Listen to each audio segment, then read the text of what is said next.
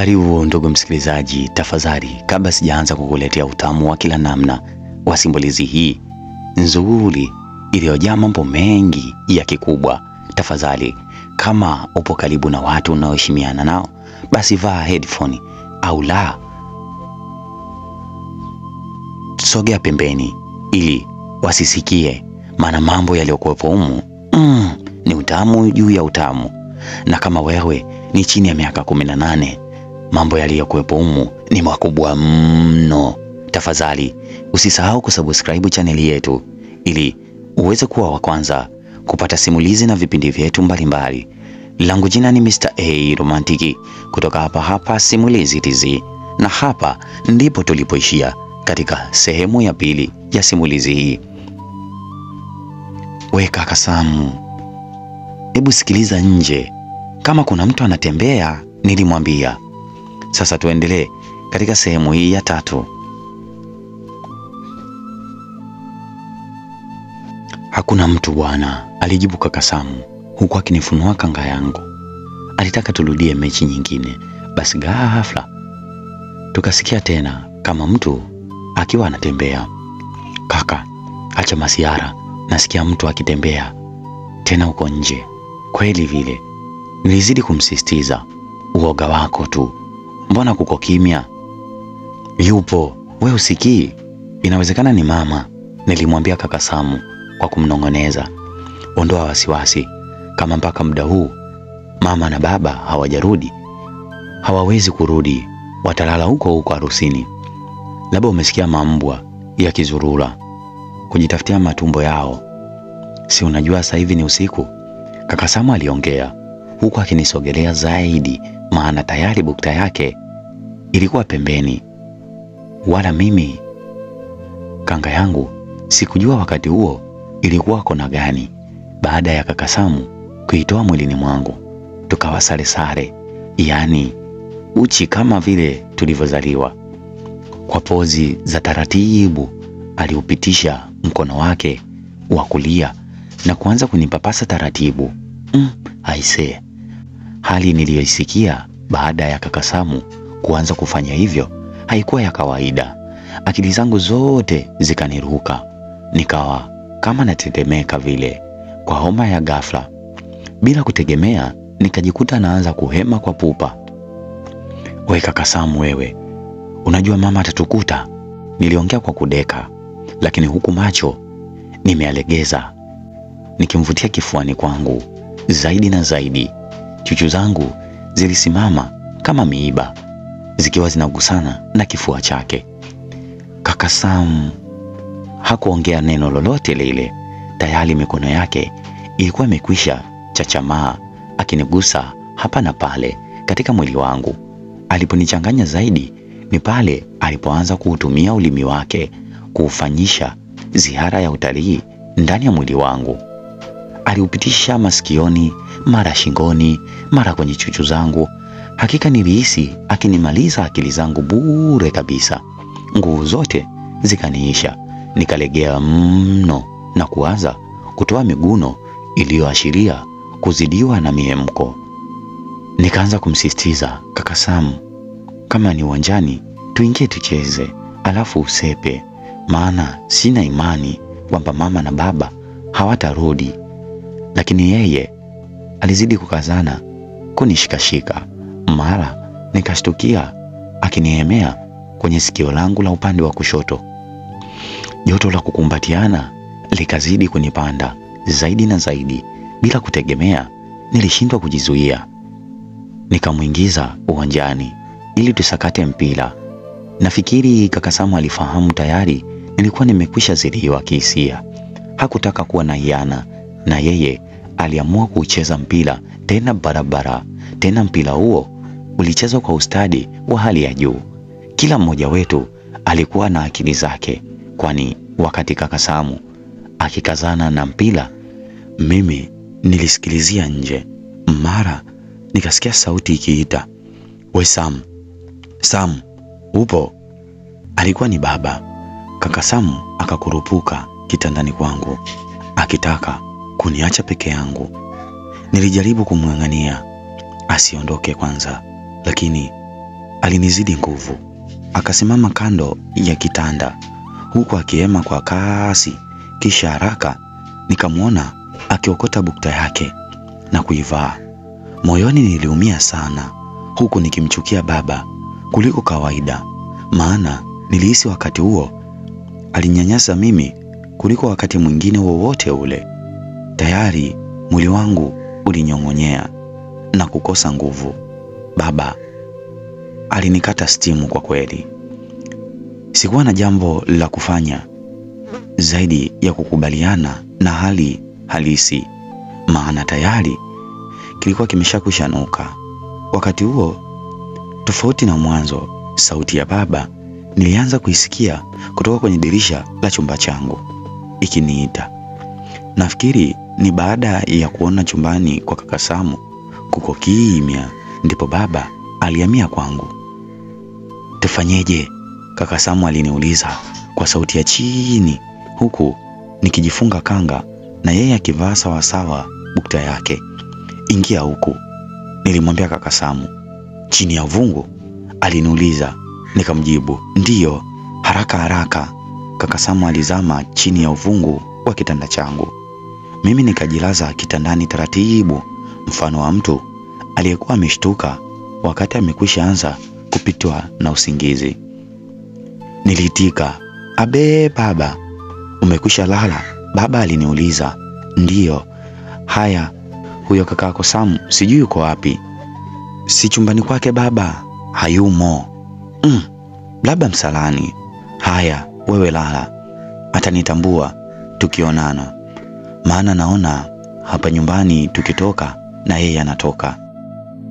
Nilisikia hatua za baba akiondoka. Nilimsindikiza kwa hasira ndani kwa ndani, huku moyoni nikimlaani kwa kitendo chake cha kutuchunga sana kama mbuzi. Yaani kaka Samu ni mtu mzima kabisa, lakini hatakiwi kutoka bila kutoa taarifa. Nilichukia.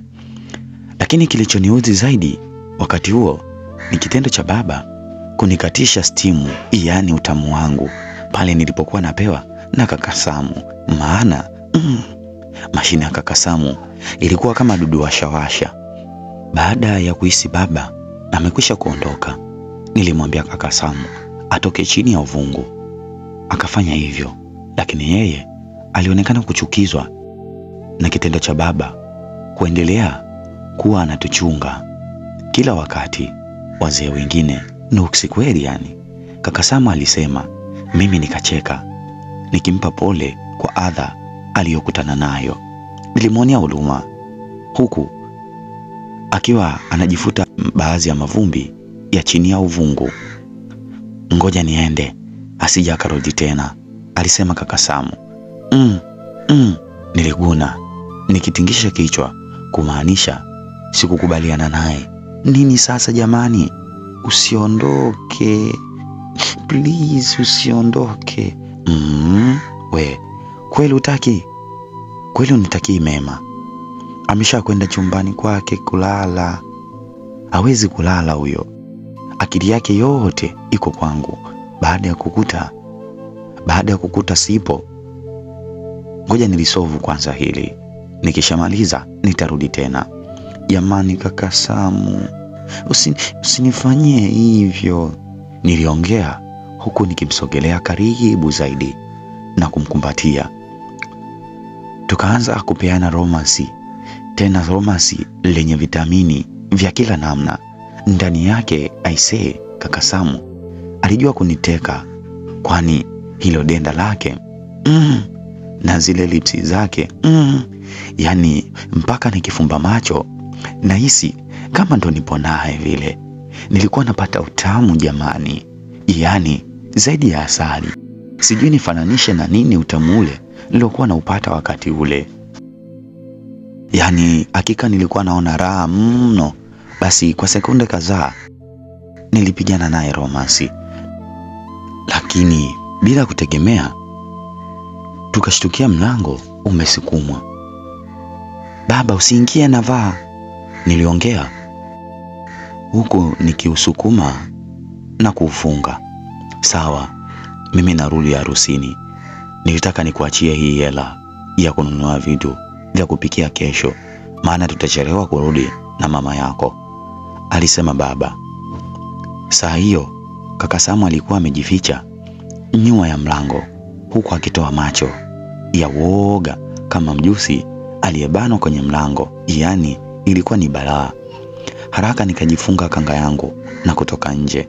Baba akanipatia 5,000 na kuondoka. Nikarudi chumbani kwangu na kuketi kitandani. Ilibidi nishushe pumzi nzito kwa kunusurika kufumwa na baba. Na sijui tungefumwa na mzee yule. Tena mzee mtata kuliko maisha yake.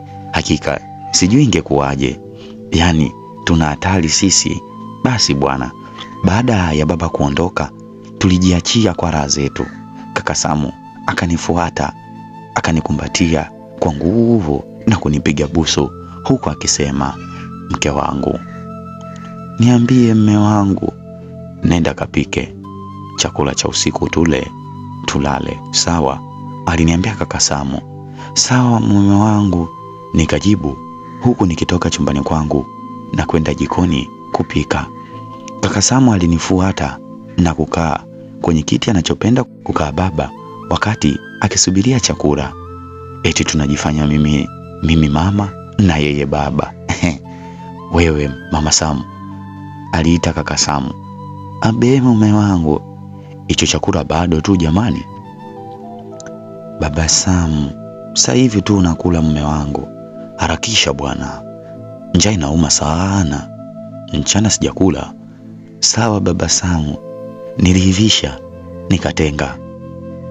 Tukala chakula. Tulipomaliza kula chakula, kila mmoja alikwenda kuoga. Baada ya hapo tukaweka mjadala kwamba wapi tunalala usiku huo, chumbani kwa kaka Samu au chumbani kwangu. Mimi nataka chumbani kwako kaka Samu. Kitanda chako hakipigi kelele kama cha kwangu. Nilitoa wazo na sababu pia. Hapana, tulale kwako. Dirisha lako kubwa, hewa inaingia. Si unajua shughuli ya leo ni nzito kuliko zote, maana tupo huru. Kwa mara ya kwanza tunalala wote mpaka kesho asubuhi. Tulikubaliana kulala kote chumbani kwa kaka Samu kwa sababu kitanda chake hakipigi kelele mpaka saa 6. Alafu kuanzia hapo saa 6 tunaingia chumbani kwangu mpaka asubuhi, maana dirisha ni kubwa, linaingiza hewa vizuri. Tulipanda kitandani kwa kaka Samu. Basi tulibinuana, yani binu kitandani kwa kaka Samu mpaka kanga yangu ikafunuka na kubaki uchi, tena uchi wa mnyama kama kawaida. Kaka Samu akavua bukta yake na kulitupa nyuma ya kitanda. Hapo akaishika mashine yake na kuanza kunisugua barabara, tena kwa juu. Yani utamu juu ya utamu, na alikuwa anafanya kwenye tunda langu kwa juu tu, huku akizamisha taratibu bakali kichwa wake na kumtoa. Basi ulinitoka utelezi mwingi kiasi kwamba nilitamani kaka Samu alitumbukiza limashini lake lote ndani ya kisima changu. Yeye aliendelea kusugua tu. Mume wangu, makusudi hayo bwana, nikatikie bwana, nilimwambia huku nikipiga madoido. Basi kaka Samu alitumbukiza libilinganya lake lote ndani na kunifanya nitupe miguu huku na kule, mmoja mashariki na mwingine magharibi. Nilianza kunyonga viuno vya taratibu huku nikigugumia kwa utamu. Kama unavyojua watoto wa Kitanga, basi nilianza kulia tu. Niligugumia huku kaka Samu akipiga mikiki ya nguvu kama vile penati kwenye mpira. Naye kaka Samu alikuwa akigugumia wakati huo. Basi kaka Samu akichochea basketi yake kwa nguvu sana, ili apande mlima tufike kileleni. Mara tukakumbatiana kwa nguvu sana na wote tukavunja dafu kwa pamoja. huko tukihema sana.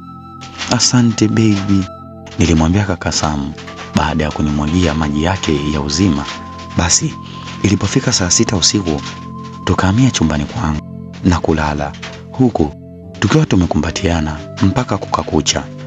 Siku zilisogea, hatimaye wiki,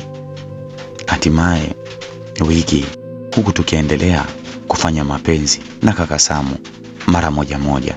Tulipokuwa tunapata uhuru ilikuwa ni baraa. Siku moja sasa tukiwa sebuleni, mimi, kaka Samu, mama na baba, tukiwa tunakula chakula cha mchana, mara nikahisi kutapika ghafla. Haraka nikazuia mdomo wangu kwa mkono, huku nikitoka mbio na kwenda nyuma ya nyumba kutapika. Mama alinifuata na kunikuta natapika. He, Zuu, una mimba? Hebu twende ndani ukatueleze vizuri, mimi na baba yako. Haiwezekani, maana naona unataka kutuvua nguo sasa. Wewe mtoto wewe, mshenzi kweli. Lazima utuambie hiyo mimba ni ya nani? Hatutaki aibu. Hatutaki kuja kulea mitoto isiyo na baba. Leo tatueleza, alisema mama. Saa hiyo moyo wangu ulikuwa ukidunda balaa, yani mithili ya saa mbovu.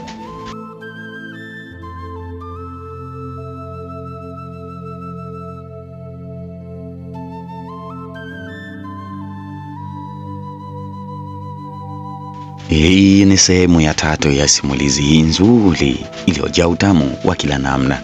Sasa Zuu anaonekana kama kuwa na mimba kwa sababu ameenda kutapika, na mama yake anamshtumu na kumwambia atawaeleza, na wapo wote familia nzima. Sasa je, nini kitaendelea baada ya Zuu kuhisiwa kuwa na mimba? Usikose katika sehemu ya 4 ya simulizi hii iliyojaa utamu wa kila namna. Tafadhali chonde, usikae mbali, mambo yapo huku, utamu upo huku, tena utamu juu ya utamu. Langu jina ni Mr. A Romantic kutoka hapa Simulizi TZ. Usisahau kusubscribe channel yetu ili uweze kuwa wa kwanza kupata simulizi na vipindi vyetu mbalimbali. Asante na kwaheri.